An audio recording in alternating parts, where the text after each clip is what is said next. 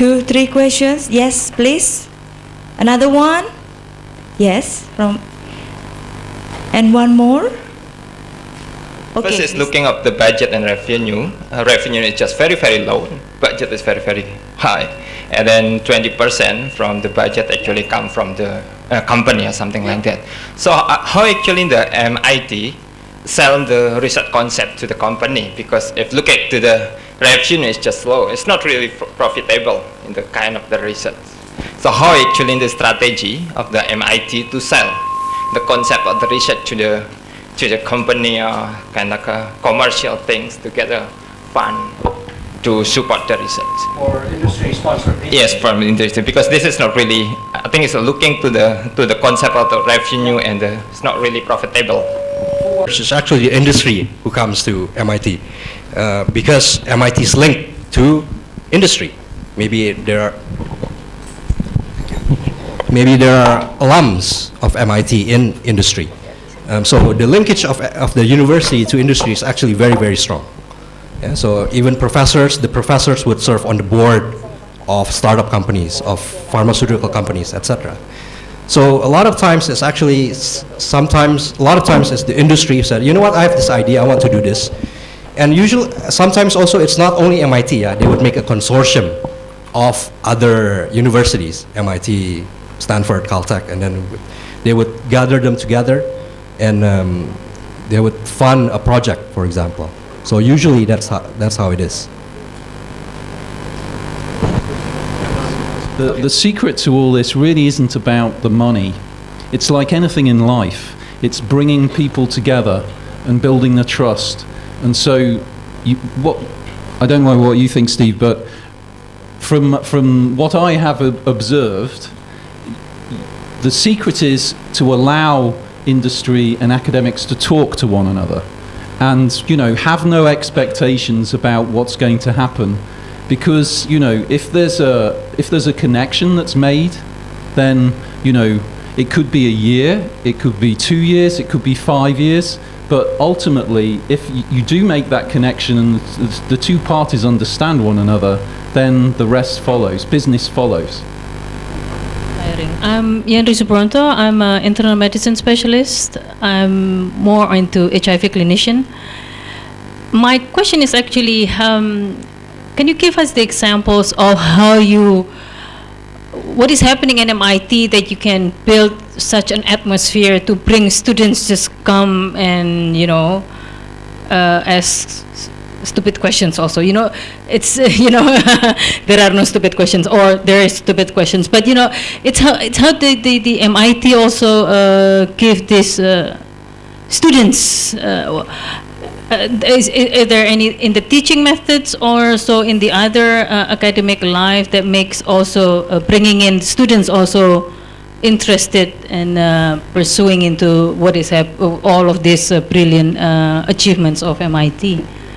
How they attract students or how they bring up the students to? It's both. How you attract students and. Because we are at the a beginning stage. If we were there, we already know it's such a big thing. You know where to go and things like. But can you also give us the idea of how to attract students and or a different academic atmosphere that is distinct or something? It's actually probably not different than how UGM attracts top students in Indonesia. It has the already good departments, very good faculty, good infrastructure. Naturally, the best of the best of Indonesia come to UGM. They vie for positions in UGM. Probably not so different. Maybe the scale at MIT is bigger and just a longer history. Now, MIT historically has been known as a very, very solid engineering school, where the focus is actually on the rigor of mathematics and conceptual understanding of engineering concept. So much less on textbook learning and all these. Yeah. Some of the courses at MIT are extremely difficult. Even the first course, for example, in computer science, and the professor would actually treat even freshmen, first year students on more, I would say, on more equal footing than professors in other universities, I would say. I went to Berkeley as an undergraduate, UC Berkeley. I was a chemistry major there. And I could tell the difference how professors treat students in Berkeley versus how MIT professors treat MIT students. So much more personal, much more, the professors are much more focused on getting the students to understand rather than to actually pass tests, right? And yeah, just I'm actually very, very surprised at that. And I guess with that sort of environment, atmosphere, you enhance your recruitment process, that more and more of this type of students who actually want independence, are more free-spirited, I should say, tend to gravitate towards MIT. But I would like to argue that actually UGM has all of that. So this is why I would love to continue our collaboration with UGM. Thank you. You mentioned before there's one expert, one professor in MIT that he already he start about 50 company. He get a Nobel Prize or something. Yeah, no. Millennium Prize. Yeah, something price. Yeah, and I just wonder how he can manage his time. Like he also has to do research and then start his own business and then also lecturing and supervising students, something like that. Good question. I don't know. Ya, saya rasa nggak tidur gitu loh. And funnily for him, yeah, he has a policy that if you send him an email, he'll answer within 1 hour. Always. I honestly don't know how he does it. I've met him. Really, really nice guy. Andrew has met him. Really down to earth. Really super bright. Really caring about students. But yeah, very, very high energy. Very high energy. 2 years ago, I joined the faculty, so I moved sort of from researcher now to vice dean position. And when you say that the professor treat the students very differently, I'm curious to know if you could, give some illustrations how different. Because if I imagine the situation here, maybe professor will come to the class and talk for an hour, and probably take few questions and then disappear. Cannot be accessed by students. I'm trying to be frank. So that's that one question. If you can say a little bit more of how different to illustrate that point in terms of how the professor treats the students.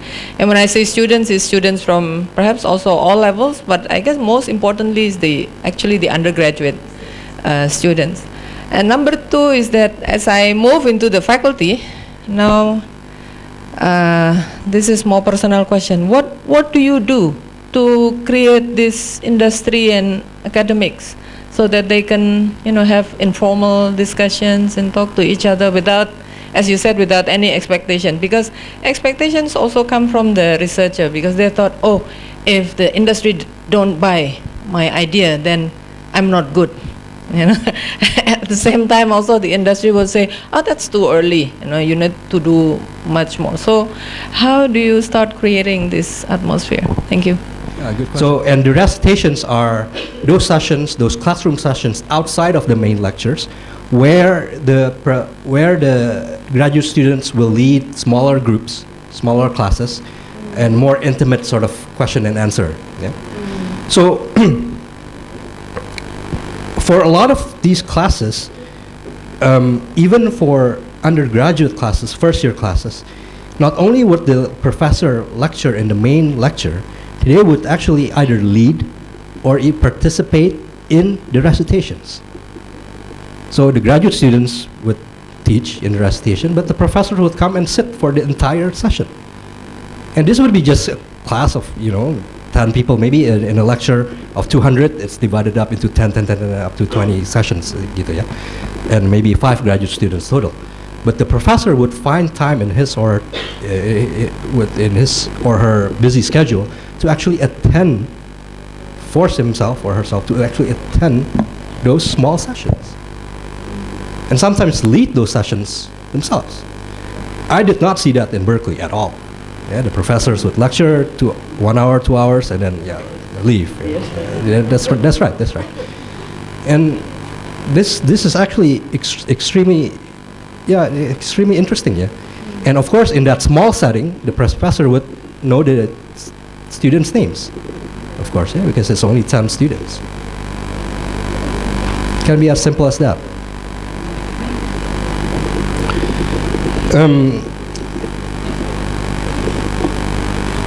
The second, I don't know. Here, do you have office hours? You have, yeah. Do students come to the office hours?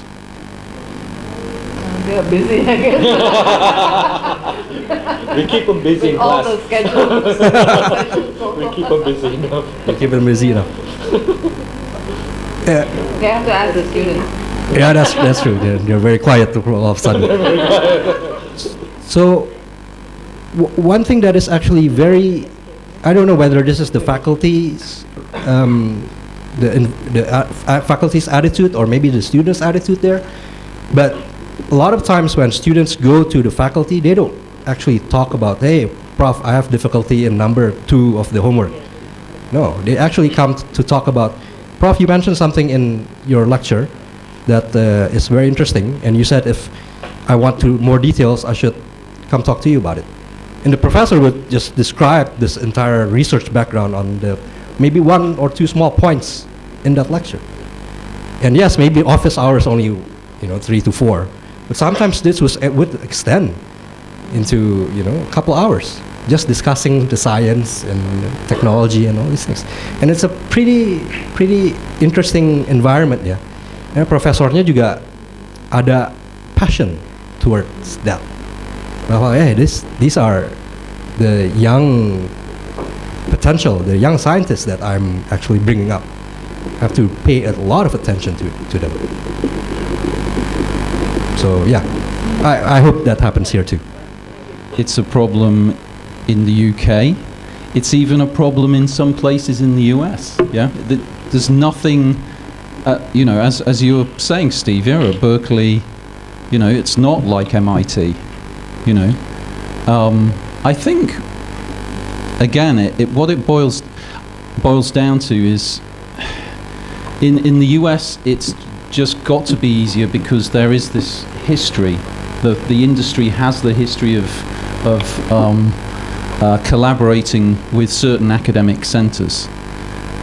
The difficulty in Asia, in many countries, is that there's no history of companies working with academia. So it's not only as academics, how do we reach out to industry? It's also how do we get industry to reach back to us? Yeah, it takes 2 to tango, and I think one of the answers that I would say to you is you have to one great way to start is listen. You have an MIT alumni in this room who is a member of industry, and if you are interested in working with Steve, what's a better person to start doing that with? And Steve would be the best person to find other people in Indonesia who share the same passion and shame, because a lot of people in industry here won't be interested at all. But so you need to find the people in industry who have the same interests, and then there will be some faculty here who aren't interested in it, and there will be some of the faculty here who are interested, and you just as Steve said, it's all about passion. Yeah, it's these things aren't worth doing just forcing the people to interact. It needs to be, you just need to put the right people together and then it catalyzes. But how many people from MIT alumni are there in Indonesia, Steve? Okay, so you have one of the 5. You've made the right choice, I think. Huh? I think that's all you can say. Yeah? How do you deal with that in your journal? How do you pick it up? How do you deal with it if you find it? Could you elaborate on that? Yeah, so all the papers that go through the system are scans. We have a piece of software that's... Yes, exactly. Yeah. So that's one way in which that essentially happens to anything that goes through the process. It gets run through that software, and there's a certain margin above which if the algorithm finds a large amount of duplication with some other paper, then that is flagged, and then that is then sent to the editor, and the editor then looks into it. So that's essentially what we do. Okay. Say that I want to kind of get over is we're not kind of dogmatic about everything has to be trendy. We think about, for instance, the big issues, is like, how are we going to feed the world? How are we going to design products that are going to be sustainable in the world? How are we going to conserve resources? These are the big questions, and it goes back to what Steve was saying.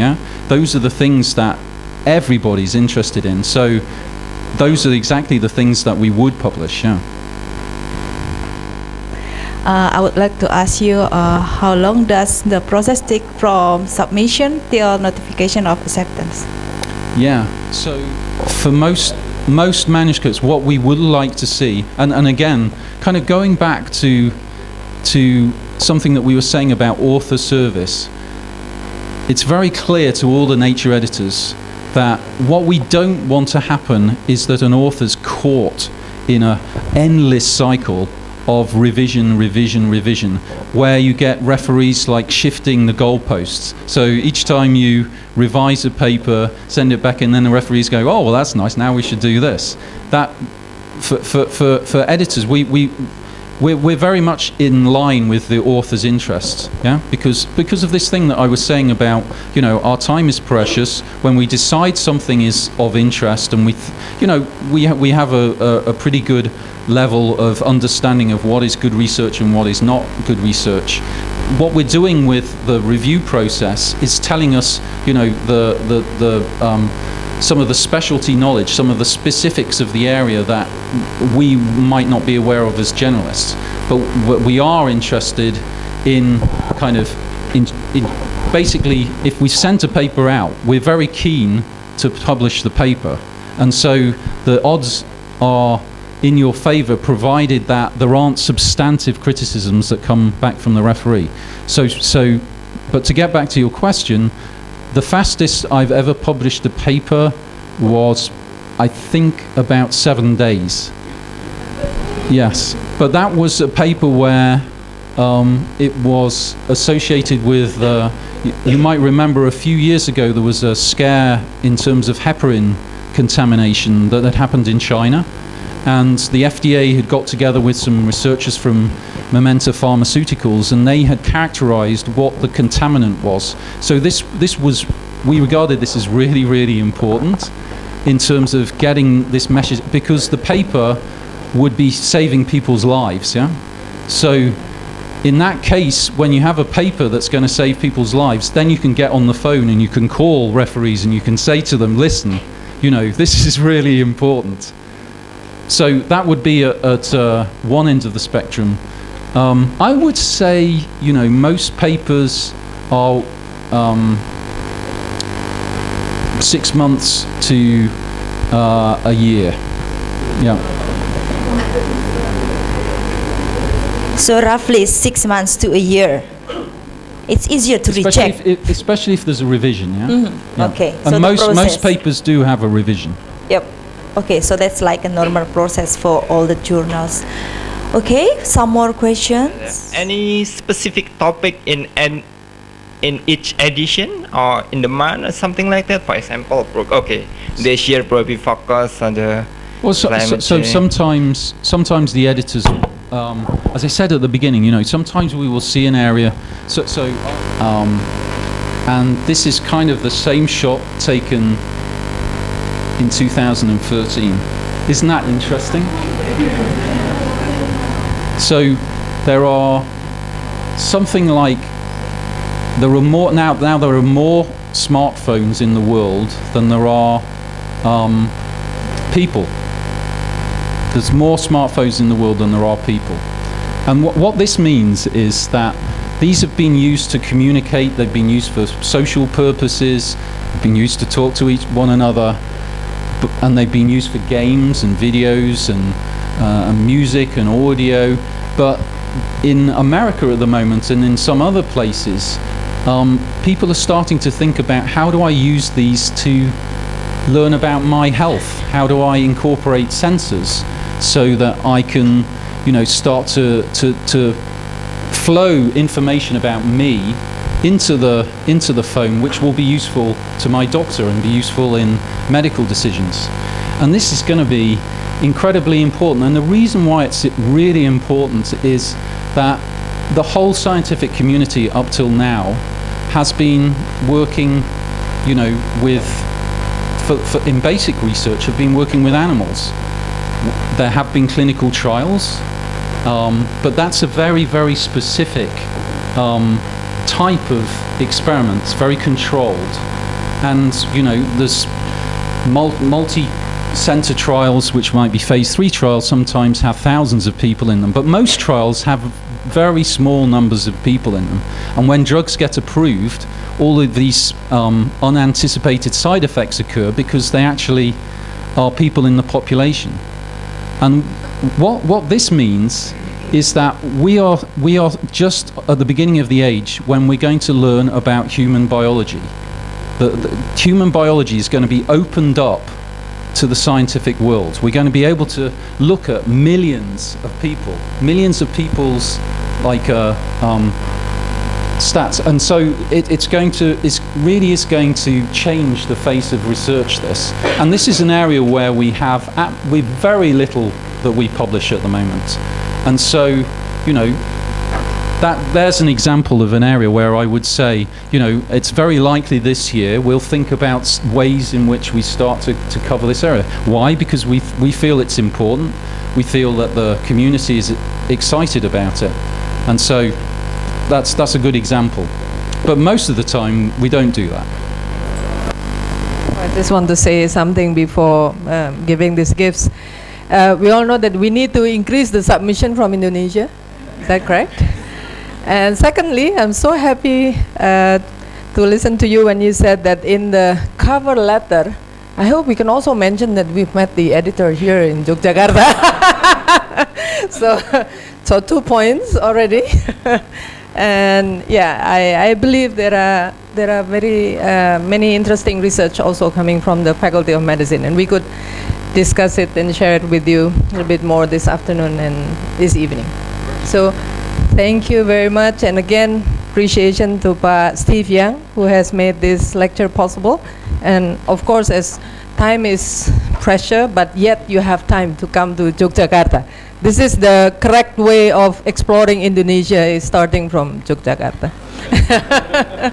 Yeah.